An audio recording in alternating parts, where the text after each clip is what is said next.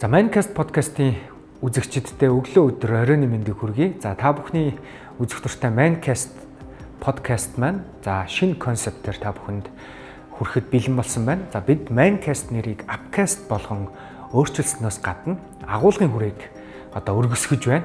За өнгөрсөн хугацаанд бид та бүхэнд зөвхөн эрчүүдийн эрүүл мэндийн асуудлын талаар подкаст бэлтгэн хүргэдэг байсан бол бид энэ удаа агуулга илүү өргөн болгож за санхүүгийн боловсрол за гадаадын ихтэй сургуульд суралцсан хүмүүсийн туршлагууд за гайхалтай эрчүүдийн амжилтын түүхүүд болон санхүүгийн боловсролын энэ сэдвүүдийг хөндөхөөр энэ сэдвүүдээр та бүхэнд мэдээлэл хүргэхээр Mindcast нэрийг Upcast болгон агуулга хүрээгээ шинээр өргөжүүлж байна.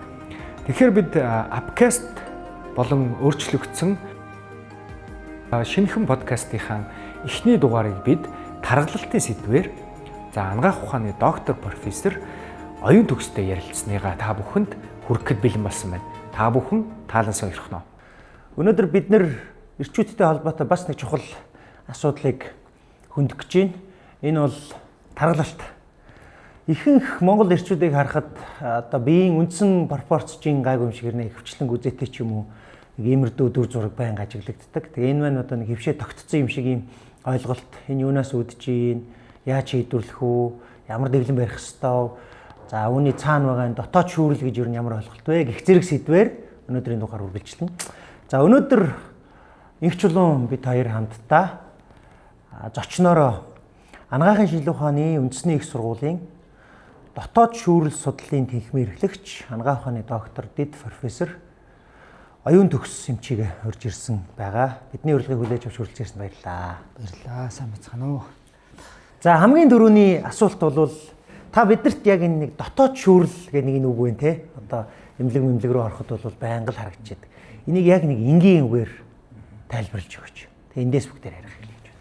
За дотоод шүүрэл судлал гэхээр энэ болохоор хүний биеэс ялгардаг дааврыг судалдаг шинжилгээ. Даавар тэгээд түүнийг ядруулдаг булчирхаануудыг судалдаг. Тэгэхээр даавар гэдэг хүмүүс даавар гормон гэдэг яг юу гэж ярьж байгаа юм бол гэхээр маш олон төрлийн даавар байдаг. Тэгэхээр бүгд яг адилхан үүрэгтэй биш. Тэгэхээр 1-2 дааврын төлөөллөөр нь бодоод нийтэд нь бодж үзэх гэдэг. Гэтэл дотоод шүүрлийн дааврууд бүгд өөр зорилготой учраас өөр үйл үзүүлдэг. За үндсэн гол үйлдэлүүд нь болохоор хүний дотоод эрхтнүүдийн үйл ажиллагаа маш олон эрхтэн тогтсон үйл ажиллагаа зохицуулж яадаг учраас зохицуулгын үүрэгтэй ажилладаг. Тэгэхээр тэр зохицуулах гэдэг нь юу гэсэн үг юм бэ гэхээр хүний биеийг жишээлх юм бол мэдрэлийн тогтолцоо зохицуулна гэхээр хүн өвдөлтөөс гараа татдаг ч юм уу тийм мэдрэлийн зохицуулга гэдэг. Тэгвэл шингэний зохицуулга гэдэг нь дотоод шүүрэл. Өөрөөр хэлэх юм бол хүн мэдээж бүхэл эрхтэн бүхэл хүний биеийн эрхтнүүд чухал мөртлөө яг зохицуулдаг хоёр эрхтэн гэдээ авч үзэх юм бол мэдрэл шингэний зохицуулга гэж байдаг. Тэгэхээр дотоод шүүрлийн зохицуулга бол маш их юм зохицуулдаг. За тэгээд өөрөөр хэлэх юм бол даавруудын нэг үндсэн гол үүрэг бол зохицуулгын үүрэгтэй байдаг. За дээрэс нь яагаад тархалт руу яагаад чихрийн шижин рүү дотоод шүүрэл холбогдоод байгаа юм бэ гэхээр дотоод шүүрлийн дааврууд өөрөө боцин солилцоог зохицуулдаг. Тэгэхээр боцин солилцоог зохицуулдаг, хүний өсөлтийг зохицуулдаг, өндөр байх, эрүүл урт наслах гэх мэт маш олон үүргийг зохицуулдаг. Тэгээд тэр утгаараа яг хүмүүсийн өвчлөл өөрчлөгдөд илүү тархалт боцин солилцоо руу илүү өвчлөл шилжээд байгаа болохоос биш яг дотоод шүүрэл гэдэг ойлголтыг бол яг эрт үеэсээ юу гэж ойлгодог байсан бэ гэхээр илүү зохицуулгын үүрэгтэй гэж ойлгодог байсан бол зохицуулга дээр нэмэгдээд бас л боцин солилцоог зохицуулдаг нэг гол үүрэг нь алдагдахаар тэнтэй холбоотой тархалт тэгээ чихрийн шижин маш олон өвчнүүд үүсэж байна гэж үздэг. Тэгэхээр дотоод шүүрлийн тогтолцоо гэдэг бол нэлээд том ойлголт. За хамгийн гол ойлголт нь л даавруудыг судалдаг, даавруудыг ялгаруулдаг, булчирхаануудыг судалдаг юм. За бид тантай ярилцахдаа ер нь тархалтын асуудлыг ер нь гол ярилцъя гэж төлөвлөж бас бэлтлээ. Тэгэхээр ер нь Монголд бол жиндээ сэтгэл хангалуун байдаг хүн баг байхгүй шүү дээ. Эмэгтэй хүн болгон л би турах гэж байгаа, би дэглэм барьж байгаа гэл ерөөсөө ям бүх хүмүүсийн донд ийм асуудал юм. Тэгэхээр ер нь яг манай улсын хувьд ер нь тархалт ер нь хэр том асуудал болоод байна. Тэгээ хүн амын яг аль хэсэг нь ер нь энэ тархалттай холбоотой энэ асуудалтай илүү нүүр тулаад байна. Тархалт бол яг манай улсад хийгдсэн том судалгаануудаар л 1993 онд хийгдсэн нийгмийн эрүүл хүрээлэнгийн судалгаан дээр бол 17% гэжсэн юм бэл. Тархалт илүүдэлжин хоёр нийлээд 17%. Одоо болохоор бол нэг 60 гаруй хувьтай. Яг тэгэхээр бидний тархалтыг хэмждэг хэмжээс нь яг биеийн жин өндрийн харьцаагаар хэмжих үү, бүслэгийн тойргоор хэмжих үү гэдэг. За бас хэмжиж байгаа одоо хүмүүсийн бас баг зэрэг алдаач байхыг үүсэхгүй судалгаа болгон дээр өөр хувь гардаг. За ерөнхий сүүлийн одоо яг 2019 оноос хойш ер нь тоо баримтал дандаа л 50-аас дээш 60% орчим. Тэгэхээр зарим судалгаан дээр бол бүр 64% гэдэг. Тэгэхээр өөрөөр хэлбэл 17% байжгаад 64% болтлоо л өссөн гэж ойлгож байна. Гэхдээ 64% гэдэг дотроо таргалалт илүүдэлжин хоёр хоёулынг авч үздэг. Яг тэгэхээр илүүдэлжин ч гэсэн одоо таргалалтай адилхан одоо эрүүл мэндийн хувьд бол хортой үр дагавартай гэж үздэг. Тэгэхээр бол таргалалт ангаар бол нэг 20 орчим хувь манай улсын хувьд илүүдэлжинтэйгээ нийлэхээр бол 64. Тэгэхээр баг одоо хүн амын 2 хүн тутмын нэгээс их нь тарган байгаа л гэсэн. Ер нь одоо энэ Монгол хүний онцлог гэж байдаг. Одоо шилбэл Монгол хоёр нь илүү биеийнхээ энэ хэсгээр илүү их таргалж өглөдөг гэдэг юм уу? Тийм онцлог байдаг. Тэр нь ер нь юунаас болдог байдаг бол? Яг тийм онцлогийг бол яг манай улсад судалсан судалгаа байхгүй. Зүгээр манай одоо миний багш профессор Совдаагш гэдэг манай багш нарын яг ярьдаг үгээр бол Монгол эмэгтэй хүн арай таазаараа өргөн байдаг гэж магадгүй гэдэг ч юм уу тийм. Яг Европ хүмүүсээс бид нар жоохон өөр, Америк хүнээс жоохон өөр, Аз хүнээс нь илүү өөр юм байна гэл. Тэгээ зарим судалгаач гэсэн яг бидний нөө цусан тахта өөх тусны хэмжээ ингээл яны зүрх судасны эрсдлээс харьцуулаад үзэхээр Аз хүмүүсээс жоохон өөр байгаад байдаг. Гэхдээ яг судалсан судалгаа бол байхгүй. Одоо ингээл манай Монгол хүн яг ийм юм байна гэд. Яг яг тэнтэй энэ сая юу толботоор бол таргалтыг бол яг хэлбэрийн хувьд нь бол хоёр ангилдаг. Нэг нь бол лир хэлбэрийн буюу одоо энэ одоо илүү ташаан толгой одоо таазаараа тарган хүмүүс байдаг. Лир хэлбэртэй жимсний хэлбэрээр лир хэлбэртэй төстэй гэж үздэг. Алим хэлбэрийн таргалалт гэдэг энэ илүү гидсээр хэвлэгэрээ. Тэгэхээр энэ алим хэлбэрийн таргалалт бол илүү одоо нөгөө бодис солилцооны алдагдал ихтэй илүү зүрх судасны өвчний эрсдэл, чихрийн эрсдэлтэй таргалалт гэж үздэг. Тэгэхээр нөгөө ер нь алим хэлбэрийн таргалалт бол тэгэхээр манай улсын хувьд бол яг энэ хэсгээр илүү таргалдаг гэж хэлэхэд бол жоохон хэцүү. Яг тэгэхээр алим хэлбэрийн таргалалт бол манай улсад ер нь бол их байх магадлал ихтэй. Тэгээ энэтэй холбоотой сүм амын дунд хойлголтыг бас засахгүй юу гэж яддаг вэ гэхээр таргалалт анхдагч хоёрдогч хоёр янзын таргалалт байдаг. Тэгэхээр анхдагч таргалалт гэхээр бол илүү одоо бидний амьдралын хэм маяг тэгээ гений удмын хувьд бол таргалах эрсдэлтэй хүмүүс байдаг. Тэгэхээр одоо хоёрдогч гэдэг нь өвчний суурин дээр үүсдэг. Тэгэхээр нөгөө хүмүүс болохоор ихэнх хүмүүс өөрсдөө бие өвчнөөс болоод таргалцсан гэж боддог. Одоо жишээлбэл чихрийн шижинтэй хүмүүс өөрсдөө таргалаа чихрийн шижинтэй болсон гэж бодхоос илүү чихрийн шижинтэй болоод таргалцсан гэж ойлгоод байдаг. Буруу ойлгоод байдаг. Яг тэрнтэй холбоотойгоор чихрийн шижинтэй хүнд анх зовир илэрхтэй турж эхэлдэг. Шалтгаангууд хураад би юу яагаад турцсан юм болоо яагаад хавдартай болсон болоо гэдээ явж байтал диабеттэй байна чихрийн шижинтэй байна гараад ирдэг. Гэтэл яг анхдагч буюу одоо яг сайн хэлдэг энэ таргалт нь их байдаг. Яг хүмүүсийн гол ойлголт одоо сошиалч гэсэн одоо манай маш олон тийм замраг инфлюенсерүүд байдаг. Тэгээд тэдний ярьж байгаа ч гэсэндээ бараг та өвчнөөс болоод таргалаад байгаа гэж яриад байдаг. Тэгэхээр өвчнөөс болж таргалж байгаа таргалт бол маш ховор. Энэ бол ер нь их бага гэцэлдэг. Тэгэхээр бол яг өвчнөөс болж таргалж байгаа ч юм уу лир хэлбэрийн ч юм уу онцлог таргалтууд байдаг. Одоо эсвэл яг цээж хэлбэрээр таргалдаг таргалт ч юм уу тийм. Гэтэл яг манай тэр таргалтуудын хувь бол бага. Алим хэлбэрийн буюу яг хэвлэгээрээ гидсээрээ таргалж байгаа бодис солилцооны илүү амьдралын хэм маяг өөрөө баримтлаагүй болж байгаа таргалт бол арай их байдаг. Сая таны яриан дээр хэмжих гэдэг үг гарлаа шүү дээ. Тэгэхээр би өөрийгөө одоо тарган гэдгээ яаж мэдэх юм те? Одоо яаж хэмждэг юм бэ? Би яавал тарган гэж өөрийгөө үзэх юм. Тэгэхээр яг энэ дээр бол одоо юу гэдэг нөгөө нэг биеийн жингийн индекс гэж хүмүүс тооцдог хөө. Одоо биеийн жингийн индекс гэх. Тэр нь болохоор юу гэсэн юм бэ гэхээр одоо өөрийнхөө жинг өндөрийнхөө квадрат хуваадаг. Тэгэхээр өөрийнхөө өндөрийн квадрат гэхээр метрээр илэрхийлээд. Тэгэхээр одоо жишээлбэл би нэг одоо 60 кг жинтэй байлаа гэхэд нэг 170 см-ийг 1.7-гийн квадратаар хуваана гэсэн үг. Тэгэхээр нэг жоохон тооны машинаар бодох ажил гэсэн үг. Ингээд тэгхгүйгээр зүгээр өөрийнхөө өндөрөөсөө 100 гэсэн эмхтэй хүмүүс 100 гэсэн. Тэр бол яг манад бол яг тохирдоггүй. Яг тэгэхээр Аз хүмүүс л тийм харцсангүй тийм өндөр биш. Бид нар бол нэг тийм өндөр хүмүүс биш учраас өндөр байх тусам 100 хасч болдог. Гэтэл яг өндөр биш учраас тэр бол жоохон тохиромжгүй. Тэгэхээр биенжигийн индекс бол одоо яг сая нөгөө миний хэлснээр тооны машинд хүмүүс ингэ үзэж байгаад бодох юм бол өөрхий жинк хуваах нь өндөрийн квадрат метрээр хуваагаад үзэхээр 18.5-аас 24.9-ийн хооронд гарах юм бол энэ бол хэвийн байна гэж үздэг. Нөгөө бөхчүүд ч юм уу том биетэй булчингаа их хөгжүүлсэн фитнесийн тамирчин хүмүүс дээр одоо яг нөгөө шууд биенжигийн индексээр үзэхээр тарган болчих гээд. Тэгэхээр та таргангаа шууд хийж бол арай болдоггүй. Тэгэхээр хэмжих аргууд бол бас янз янз. Та дөрөв ярианыхын давруудын тухай ярьсан шүү дээ. Ер нь бол энэ таргалалт энэ хүний жин юм бол бас давруудтай холбоотой юм байна. Тэгэхээр одоо маш энгийнээр тайлбарлавал ямар даврууд өөрчлөлтөнд орохоор бид нар ч ер нь таргалалт мэдрэж эхлэх вэ? За яг таргалттай холбоотой даврууд гэх юм бол нэлээд олон даврууд байгаа. За яг нөгөө түрүүний хэлдгээр анхдагч таргалтыг үүсгэхэд оролцдог даврууд гэх юм бол бас нэг ангилагдана. Хоёр дахь таргалтыг үүсгэдэг бол нэг ангилагдана. Жишээлбэл хоёр дахь нь хоёр дахь тархалтын жишээ гэх юм бол стероид даавар гэдэг. Одоо бидний нөгөө стероид буюу одоо гормон эмчилгээ гэж хүмүүс нэг хэл заримдаа гормон эмчилгээнд яалтчгүй ордог одоо нэг өвчний шалтгаанаас болоод тэгэхээр тэр эмчилгээний үед хүмүүс тархалдаг. Тэгээд энэ даавар чинь тархалуулт юм гэж боддог. Гэтэл зарим даавар тураадаг. Ингээд өөр байдаг. Тэгэхээр даавар болгон бүгд өөр. Тэгэхээр хоёр дахь тархалтыг үүсгэдэг дааврууд бол өөрөөр хэлэх юм бол бамбайн дааврын дутагдал, кортизол дааврын илүүдэл гэл ингээд үжин эрхний дааврын илүүдэл, өсөлтийн дааврын илүүдэл гэл ингээд ийм шалтгаанаар үүсдэг. Ах дахь тархалтанд оролцдог дааврууд бол харьцангуй судлагдсан мөртлөө эмчилгээ болж гараагүй байдаг. Одоо өөрөөр хэлбэл лифтин, гэрлийн гэл маш олон дааврууд байдаг. Тэгээд эдгээр бол яг эмчилгээ байдлаар гараагүй. Тэгэхээр бид нар бол энийг харьцангуй яг энэ даавар чи алдагдсан гэж бас шууд бас хэлж чаддаггүй. Яг зүгээр тархалтай холбоотой бас нэг даавар бол бас инсулин даавар гэж байдаг. Инсулин. Тэгээд инсулин болохоор яадаг вэ гэхээр ерөнхийдөө бол тархалахаар инсулины үйлдэл нь буураад эхэлдэг. Тэгэхээр инсулин хялгараад эхэлдэг. Инсулин хялгахаараа өсөөд идэг. Тэгээд илүү хиддэг ч юм уу те. Тэгэхээр хүмүүсийн дунд ойлголтоор инсулин бас тархалуулт юм гэж ойлгоод байдаг. Гэтэл инсулин бол нэг тийм тархалуулах үндсэн даавар биш. Тархалцаасаа болоод алдагддаг даавар. Яг одоо тэнтэй холбоотойгоор бас нөгөө манай энэ хүмүүсийн дундах нэг буруу ойлголтууд байдаг. Одоо би жишээлх юм бол нөгөө булчингаа том болгохын тулд фитнест явахдаа тестостерон тариулчих гэдэг ч юм уу те. Эсвэл инсулин даавар тарьчих энэ. Энэ бол бүр маш буруу ойлголт. Энийг бол одоо бүр засч хийх бүр маш шаардлагатай үздэг. Яа тэгэхээр зарим даавар болохоор хүний бие зохицуулахдаа өнчин тархины тусламжтай зохицуулагддаг. Тэгэхээр өөрөөр хэлэх юм бол би тодорхой хэмжээний даавар ялгаруулангууд өнчин тархи дээрээс контролдож байдаг. Тэгэхээр би хэрвээ бэлэн тестостерон тариал булчингаа томруулах гал тариад ах юм бол өнчин тархины тэр хооронд холбоо алдагдчихдаг.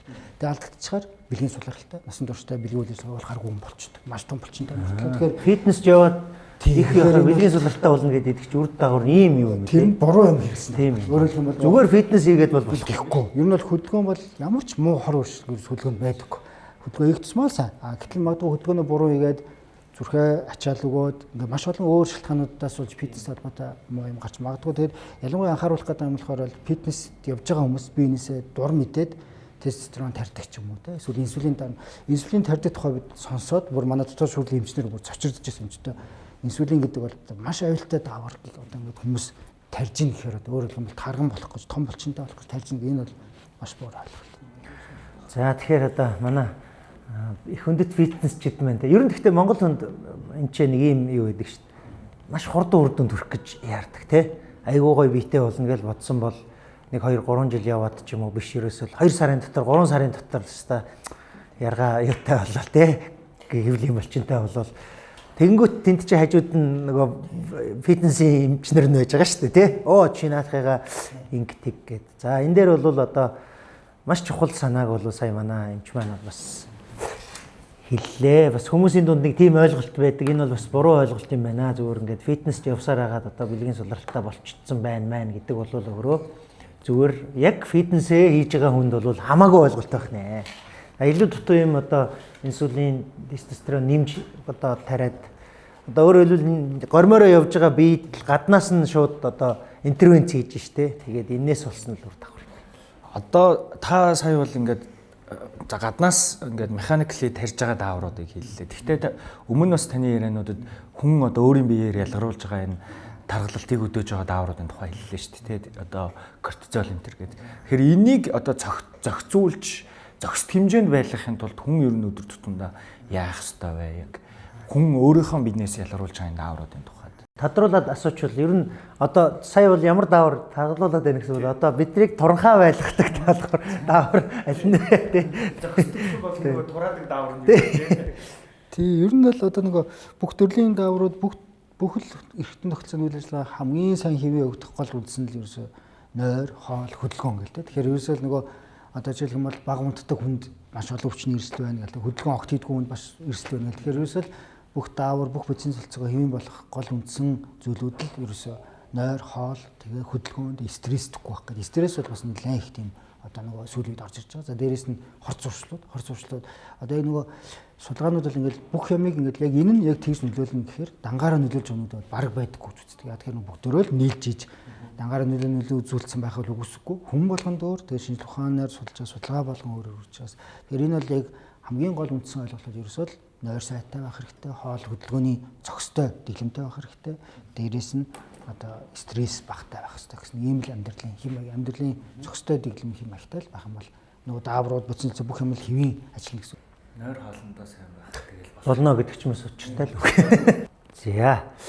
Ер нь энэ тархалтын тухай ярихаар бид нар яалтгүй одоо хооллолтын тухай ярьж таарнаа тий. За мэдээж одоо монголчууд бол одоо махны хэрэглээ өндөртэй. За тэгээд одоо манай монголчуудын хэрэгжилж байгаа энэ монгол малын мах бас өөрөө одоо онцлогтой юм шиг байгаамаа. Одоо шимт хичээл ураг талаасаа тий. Тэгэхээр ер нь энэ хооллолтын хувьд одоо хэр нөлөөлдөг вэ? Энэ дээр одоо зөв хооллолт, зөв хэмжээ, зөв цаг тий энэ ойлголтуудыг ер нь одоо яг яаж үздэг байлгаа эрэгтэйчүүдийн хувьд.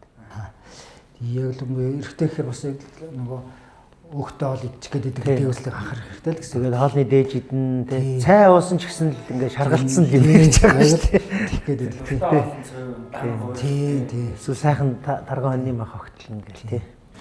Тэгэхээр бол яг хоол бол ерөнхийдөө одоо ингээд бүр саяхан гэхлээр Америкийн одоо бүр ингээд хоолны нэг юм юу гарч байгаа байхгүй одоо өдөрдөм стандарт заавар нь шинжлэгдэж байгаа байхгүй. Тэр бол гэхдээ сошиалор нэлээ их хүмүүсийн маргаан дагуулж хараад байсан. Тэгэхээр юу гэж хэлсэн мэхээр зарим хүмүүс болохоор шууд орчуулад монгол хүн шууд энийг даах хэрэгтэй гэл тэ. Тэнгууд зарим хүн болохоор Америк хүн монгол хүн хоёр өөр гэл тэ. Тэнгууд зарим нь болохоор ингээл хүн төөрөгдөж мөрдөж ингээл яриад байдаг. Гэтэл яг ингээл нөгөө нийтлэг ингээд ер нь олон улсын байгууллагууд Америкийнч байдал, Хэрвэндийн байгууллагынч бай, Европынч бай гэдэг юмнуудыг харахаар сүүлийн хандлага яаж байгаа гэхээр аль нэг нь л дангаараа хориглох ёстой гэдэг ойлголтоос бүр гарцсан. Өөрөөр хэлбэл нөгөө бүр чихрийг л заавал хориодоо, өөхийг л заавал хориодоо, цагаан гурлыг л заавал хориодоо гэдэг ойлголтод ер нь баг байха болж эхэлж байгаа. Тэгэхээр нөгөө яг нэгэн дангаараа буруутай гэдэг тийм юм бол баг байхгүй. Тэгэхээр тэр утгаараа одоо тэнцвэржүүлсэн гэж Монголд орчуулах юм байна. Ийм тэнцвэртэй юм хооллолоо л гэдэг зүйлэмж байдаг. Тэгэхээр өөрөөр хэлбэл гурил будаа, мах, ногоо ерөөс бүгдийг л яг тэнцвэртэй л хооллох хэрэгтэй гэсэн. Тэрнээс ч одоо ингээд махан давмгай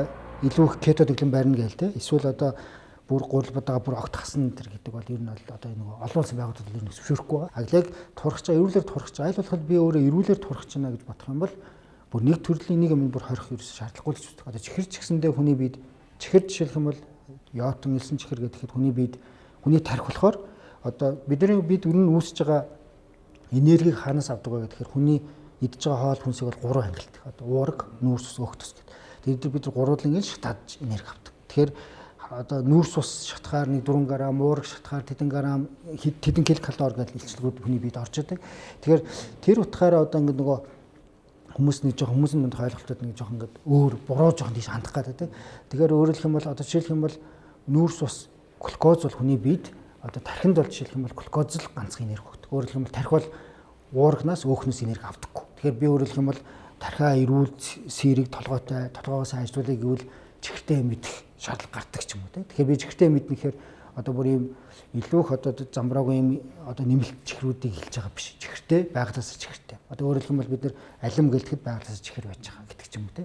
Зүгийн бол байгалаас чихртэй ч юм уу те. Тэгэхээр нөгөө байгалаас авж байгаа чихрийг бид нар бас хорих нь бол бүр тэрээр бас буруу. Тэгэхээр өөрөөр хэлэх юм бол нэмэлтээр одоо тэгэхээр ер нь бол олон улсын байгууллагууд бол бүгдөө л аль болох нөгөө идж байгаа хоолнууд дээр жоон лимитүүд зааж өгдөг. Одоо өөрөөр хэлэх юм бол энэс хитрээд ах юм бол болохгүй шүү. Тэгэхээр нөгөө бүх хоолнууд дээр бүгдэнд нь сайн муу талууд байгаа учраас бүгдийг нэр цохож хорхоос илүү хязгаарууд тавьж өгдөг.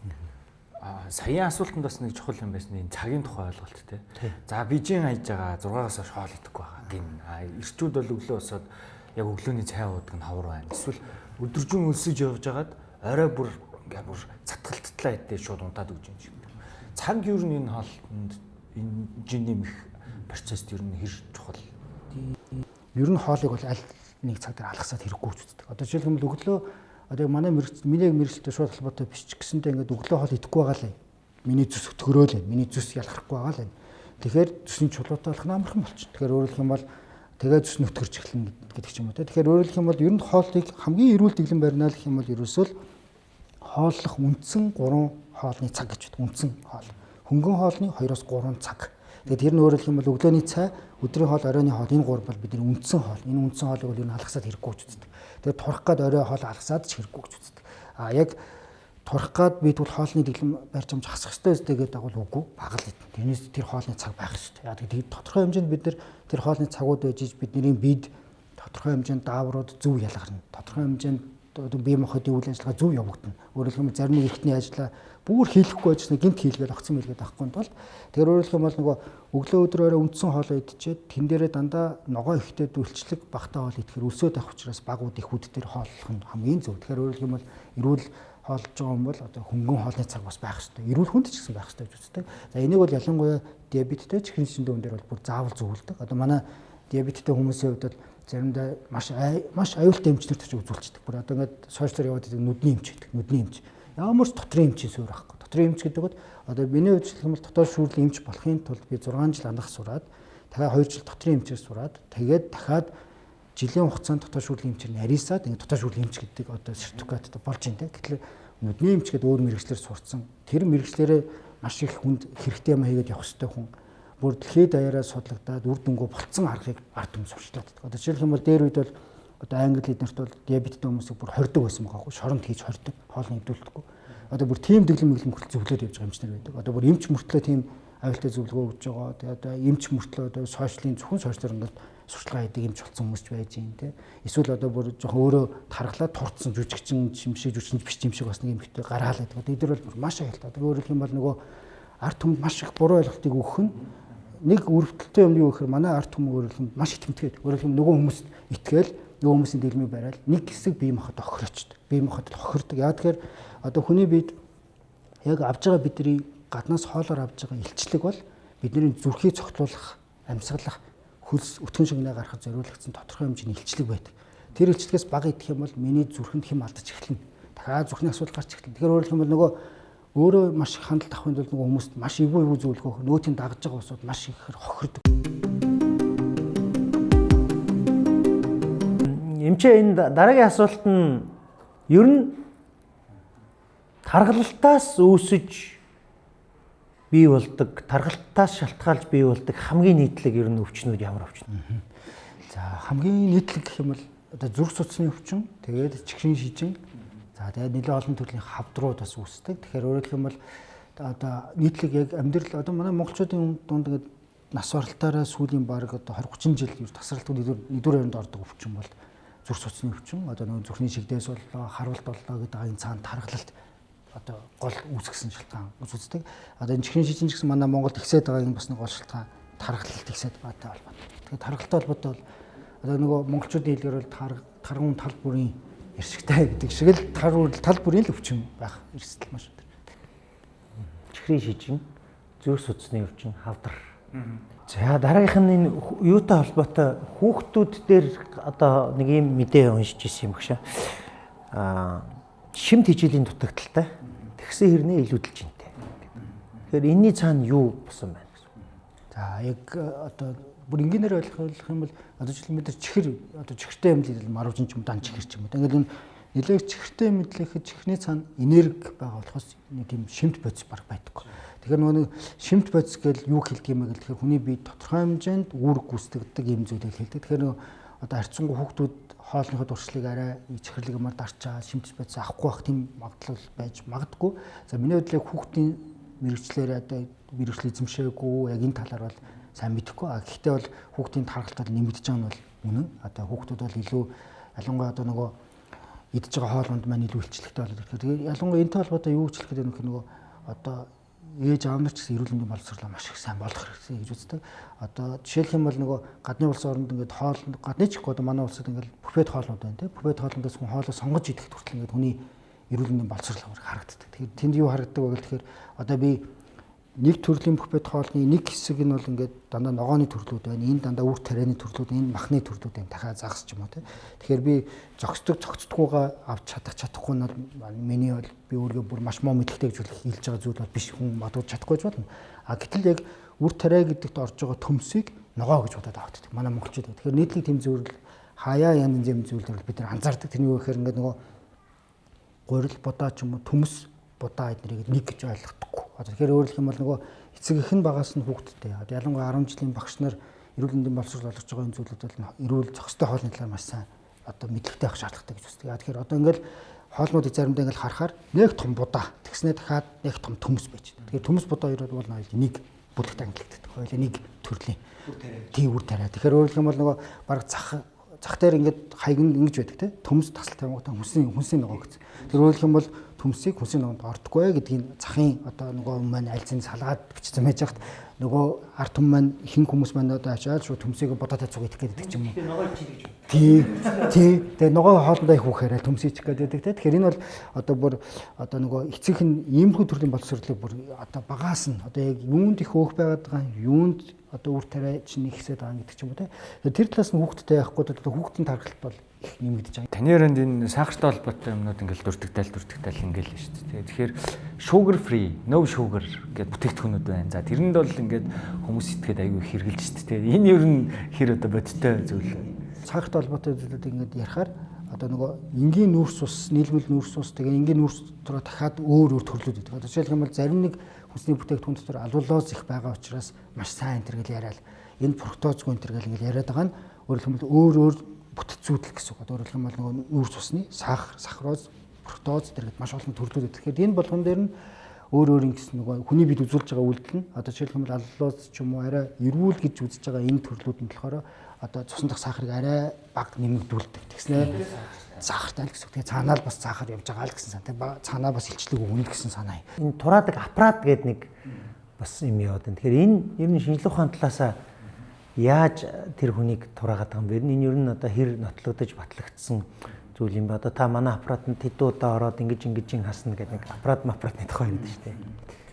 Ер нь л одоо нөгөө одоо тураах мэлслийн ингээ бүр гадны англи ном мэдээлсэн бүр байдаг хөхөд юу гэж байдаг гэхээр ингээ нөгөө липосакц гэдэг одоо өөхс хоруулах хаалга байхгүй. Тэгэхээр тэрийг бол тархалтын эмчилгээ гэж үзэхгүй гэх бүр ингээ бүр анхааруулсан. Бүр ингээ мэрэгжлийн эмчнэр хүртэл анхааруулсан байгаа. Тэгээ яа тэгэхээр зарим хүн бол начгийн мэрэгжил рүү орно, зарим хүн бол орохгүй өөр мэрэгжлийн эмч болчих шүү дээ. Гэхдээ өөр мэрэгжлийн эмч болохтой энийг ойлгоорой гэсэн санаагаар. Тэгэхээр өөрөлдөх юм бол ер нь бол одоо яг ийм тураах хаалгаа тураах багж аппарат гэдэг бол ер нь баг одоо боломж нь бол маш бага. Зүгээр тураах талдаа зөвшөөрөгдсөн хаалгаануудыг бол нийтэд нь бариатр гэсэн үг гэж байдаг. Тэр нь болохоор яадаг вэ гэхээр одоо ходоод нэгэнт хүний ходоод нэг юм жижигхэн байх хэвээр юм ходоод томроод тэгээд үлсэх мэдрэмж амхан төрж өгөхгүй байнга хидэх гээд байна гэвэл магадгүй ходоодыг дотор нь баллон хийгээд эсвэл бүгжлөөд эсвэл ингээ гадна талаас нь ингээ үдээс чиг үддэг тийм хаалгаанууд ч байдаг. Гадны манай цус 1-2 эмтгүүдээс хийдэг болцсон юм шиг байна. Тэгэхээр одоо яг нөгөө зарим нь болохоор ходоодны нарийн гидсний хэсгийг нарийн гидсийн тайрж байгаа залгачдаг ч юм уу. Өөрөөр хэлбэл нарийн гидс бол хүний